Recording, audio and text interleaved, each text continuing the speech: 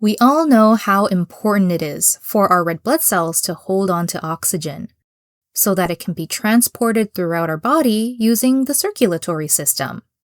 But have you ever thought about how red blood cells pick up oxygen?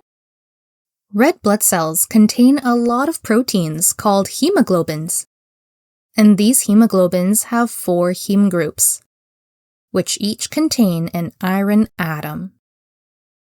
Each of these heme groups are able to bind to one oxygen molecule. So, each hemoglobin can carry up to 4 molecules of oxygen. Now imagine there being approximately 260 million copies of hemoglobin molecules in one single red blood cell. That is a lot of molecules of oxygen that just one red blood cell can carry. Let's start at our lungs and take a look at how these bonds between oxygen and hemoglobin form. As we take a breath, negative pressure draws in the air and all the oxygen molecules in it into our lungs, where they eventually end up at the alveoli. Zooming in to a single alveolus, you can see how there is very little distance between it and a nearby capillary. These oxygen molecules diffuse across the thin membranes of the alveolus and capillary as part of gas exchange, naturally going from a place of high pressure to a place with lower pressure.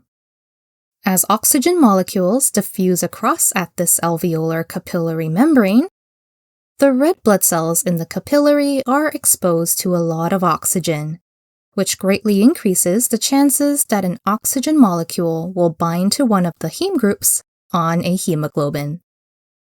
At this stage, the hemoglobin in the red blood cell are in what is known as their T state, or tense state. This is the state that hemoglobins exist in when they are deoxygenated, or they don't have any bound oxygen. In this state, hemoglobin molecules have lower affinity for oxygen, and they don't bind to oxygen as readily. T-state hemoglobins require a higher partial pressure of oxygen in order for binding to occur. The binding of the oxygen molecule to the hemoglobin causes a conformational change to happen to the hemoglobin structure. This change actually increases the hemoglobin's oxygen affinity, making it easier to form a bond with a second oxygen molecule. The binding of the second oxygen molecule further increases the ease of further oxygen loading, and so does the third bond formed. Therefore, after the hemoglobin binds to its first oxygen molecule, the second, third, and fourth bonds usually form very quickly in succession until the hemoglobin is completely saturated. This is a well-known example of positive cooperativity, where the binding of a molecule to a protein increases the protein's affinity or likelihood to further bind to another molecule.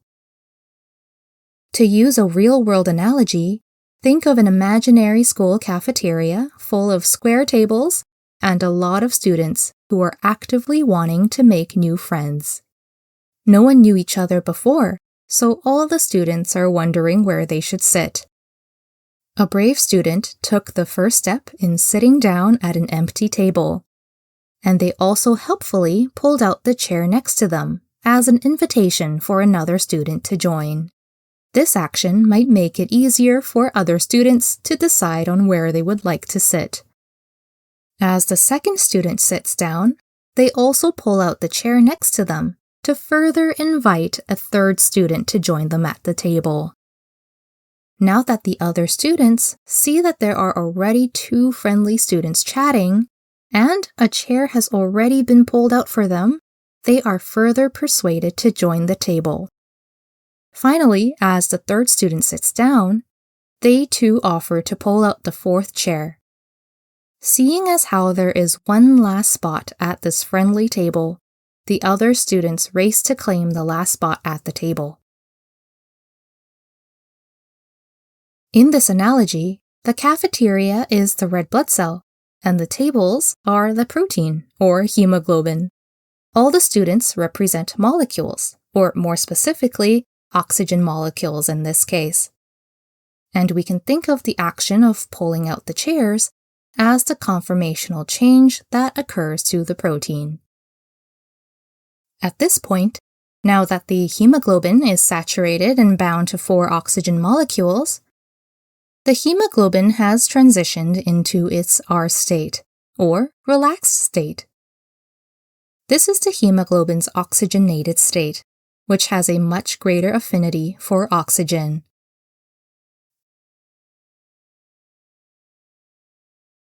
If we draw this out on a graph, with the partial pressure of oxygen being the x-axis, and the percentage of hemoglobin saturated as the y-axis, we will see that the curve is sigmoidal, or S-shaped. The T-state hemoglobins have low affinity for oxygen, so we start off close to 0 until we slowly get some bonds forming as partial pressure of oxygen increases. Once one bond forms, the subsequent bonds start quickly forming one after another, resulting in this steeper slope here that signifies a quickened pace in hemoglobin saturation. The slope levels out here at the end, as most hemoglobins are already fully saturated, carrying 4 oxygen molecules. This is called the Oxygen-Hemoglobin Dissociation Curve, which allows us to visualize how red blood cells pick up and release oxygen molecules. There are several factors that can affect this curve, which are covered in my other video. To summarize, each red blood cell contains millions of hemoglobin proteins, each having 4 heme groups. These heme groups bind with oxygen molecules in the capillaries surrounding the alveoli via positive cooperativity. This describes the phenomenon where the binding of the first oxygen molecule to hemoglobin makes subsequent binding easier.